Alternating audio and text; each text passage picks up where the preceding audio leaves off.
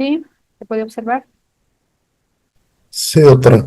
Ya, gracias. Para, Ya, con respecto a la hipertensión arterial, eso también es un síndrome muy importante, frecuente además, según las guías normativas de definiciones de la presión arterial, podemos decir que es una afección común y que tiene un factor de riesgo de enfermedad y que es un factor de riesgo de enfermedad cardiovascular, pero para la Organización Mundial de la Salud es un trastorno grave que afecta de manera significativa el riesgo de sufrir cardiopatías, encefalopatías y nefropatías, así como otras enfermedades. Sin embargo, desde el punto de vista ya para etiquetar a una persona de hipertenso, ¿no? Se puede decir que es el registro de la presión arterial en dos tomas diferentes, generalmente 2 días distintos, y que debe de ser igual o mayor a 140/90. Este cuadro de hipertensión arterial es una enfermedad mundial. Sin embargo, en los países de ingresos bajos y medianos son los que tienen la mayor cantidad de casuística debido a los hábitos que tienen y al estado socioeconómico que también afecta el tipo de estilo de vida de las personas.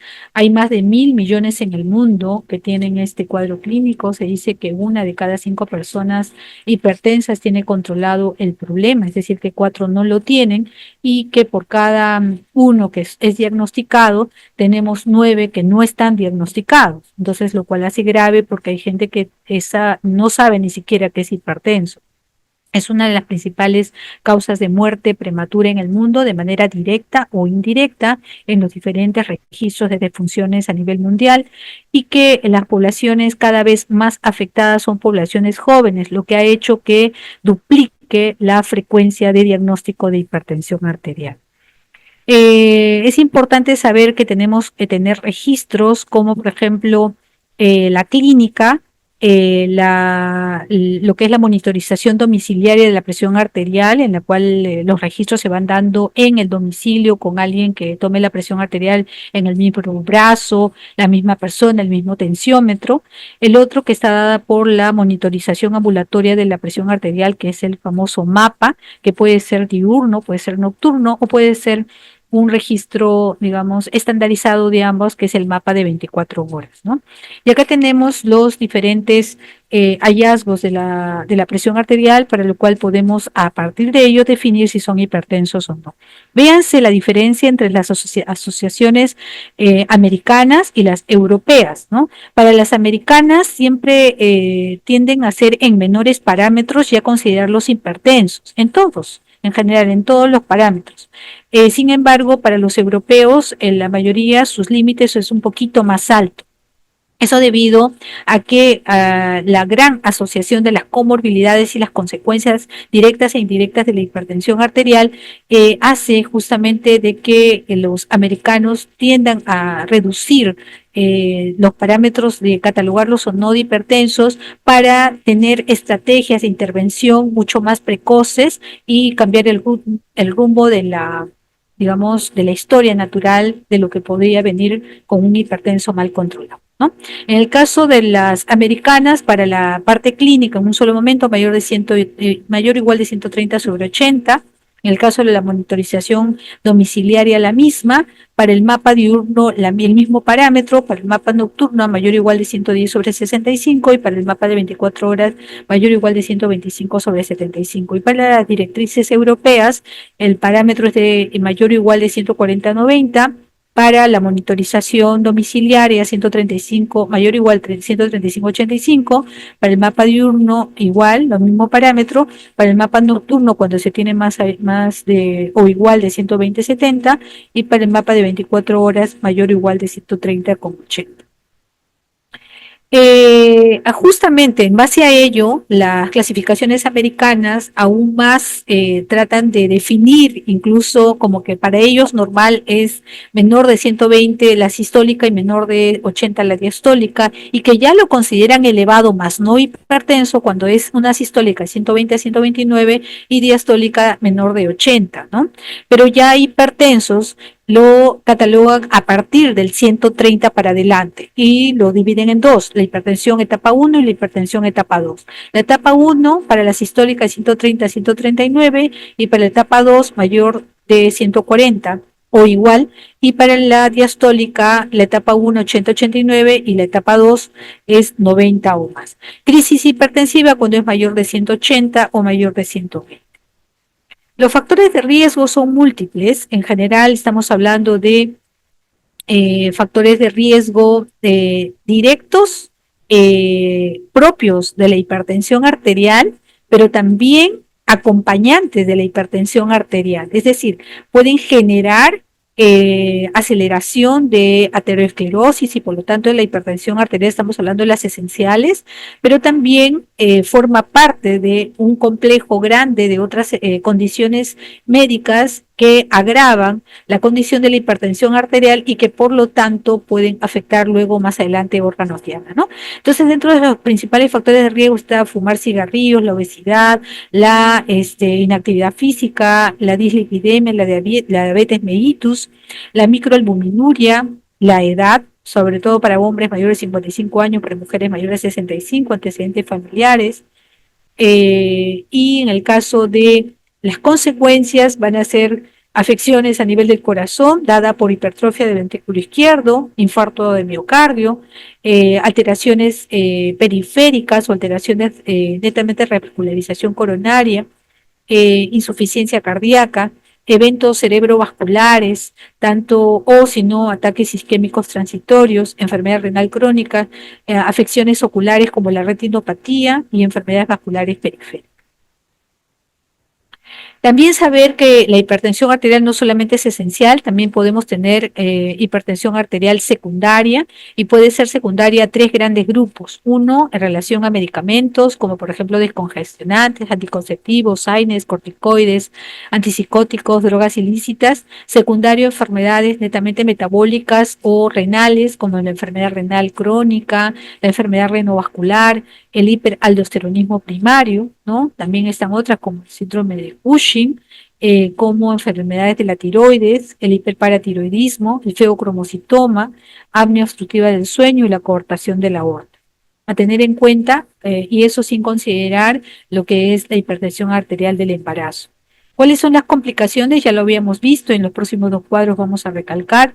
Hay complicaciones propias de la hipertensión arterial en relación a que va a haber una hipertrofia ventricular izquierda. Esto explicado porque la hipertensión arterial aumenta la, digamos, dada por esta resistencia que hay por el tono aumentado de los vasos, hace que el músculo cardíaco trate de vencer esa resistencia, provocando mayor contractibilidad, pobre relajación y por lo tanto pobre perfusión también a nivel de la, digamos, de las coronarias, y esta hipertrofia ventricular izquierda conlleva justamente a una disfunción ventricular.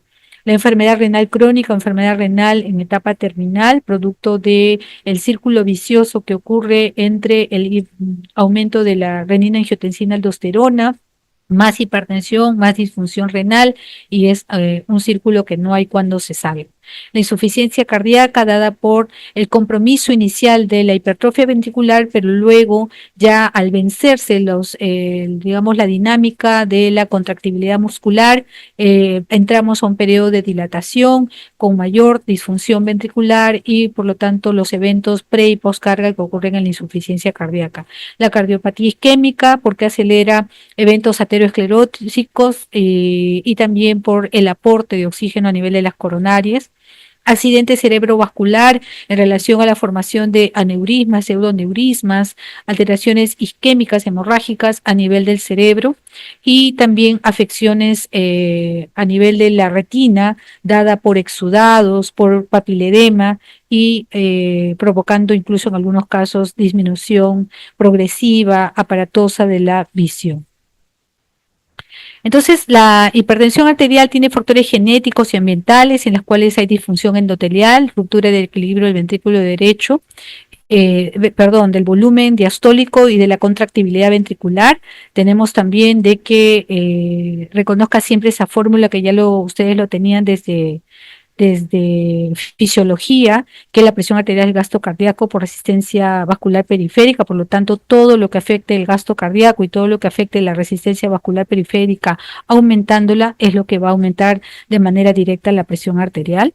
Vemos que las causas están en relación a otros factores de riesgo que se acompañan, que lo revisamos en la lámina anterior, y que los efectos están en relación a múltiples órganos que se ven afectados, dentro de los cuales está el cerebro, el corazón, los vasos periféricos, el riñón, la propia aorta. Es una enfermedad en la cual está involucrado incluso factores netamente mundiales, sociales, que tienen que ver con la globalización, la urbanización, el envejecimiento, los ingresos, la educación, la vivienda, y luego ya alteraciones netamente conductuales que tienen que ver con el sedentarismo, la alimentación, el tabaquismo, el uso de alcohol. Luego ya las otras condiciones de riesgo que son directa e indirectamente van retroalimentándose con la hipertensión arterial, como la diabetes, la dislipidemia y la obesidad, y las consecuencias que son en los órganos diana. Registrar siempre en la historia clínica los hábitos nocivos, la historia laboral, antecedentes patológicos como diabetes, hiperlipidemia, enfermedad coronaria, renales, uso de medicamentos, buscar algunas condiciones o enfermedades hormonales, endocrinológicas, uso de medicamentos como antihistamínicos, beta-agonistas, corticoides, y si en la familia hay antecedentes de hipertensión arterial, para también tener claro sobre los síntomas que pueden aparecer en el paciente, ¿no? Dentro de las principales causas de consulta está por dolor torácico, netamente dada por la hipertrofia ventricular o por el esfuerzo ventricular sobre esa resistencia producto de la hipertensión arterial. Disnea, que generalmente se da cuando ya hay una disfunción ventricular dada por el ventrículo hipertrofiado y la pobre relajación del ventrículo.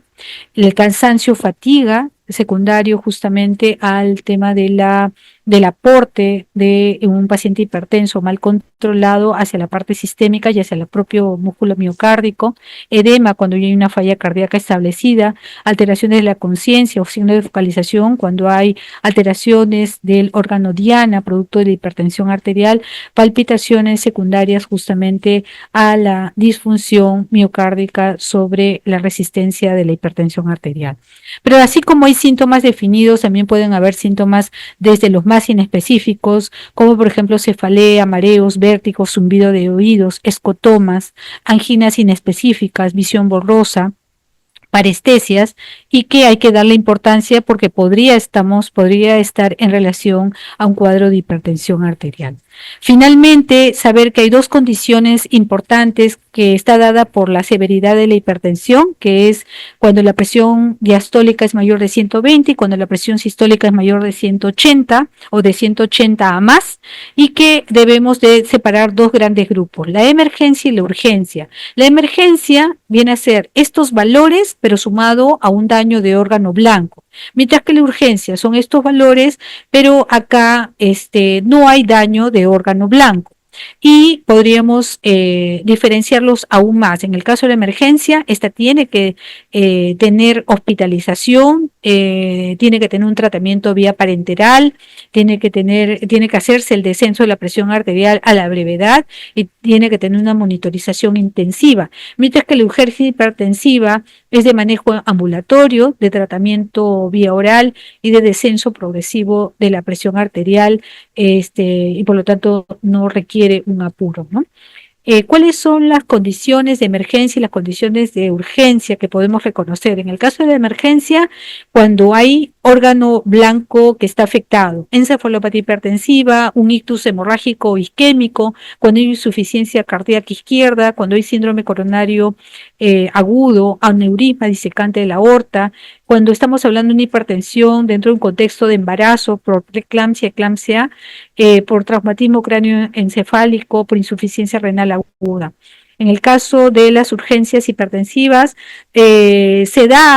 podemos tener presiones así de elevadas, pero sin embargo sin lesión de órgano blanco, cuando estamos hablando de hipertensión arterial maligna, cuando es un paciente que está en un estado perioperatorio postquirúrgico, cuando hay pacientes que tienen antecedente de enfermedad cardiovascular, cuando tienen un aumento de exceso de catecolaminas, cuando tiene una condición de feocromocitoma, cuando hay crisis de pánico, cuando hay una suspensión brusca de algunos antihipertensivos. En algunos trasplantados renales suelen tener estos cuadros de hipertensión bastante elevadas, pero sin embargo sin lesión de órgano blanco y en quemaduras extensas. Bueno, esto es lo que tengo. Si hubiera alguna pregunta,